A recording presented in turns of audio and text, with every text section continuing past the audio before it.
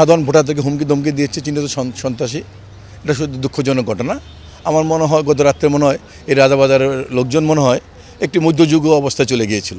আর কোনো প্রকার চাপ অনুভব করছি না, এর মধ্যে ভালো চলছে। কিন্তু গত রাত্রে যেটা শ্রীরামনগর এলাকায় যেটা হয়েছে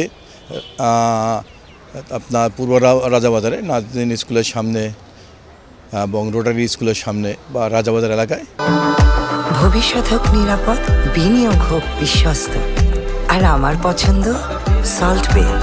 ওয়েলকাম টু সল্ট বে।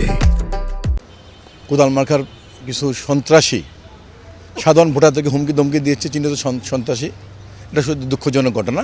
আমার মনে হয় গত রাত্রে মনে হয় এই রাজাবাজারের লোকজন মনে হয় একটি মধ্যযুগ অবস্থায় চলে গিয়েছিল। আমার বক্তব্য ক্লিয়ার।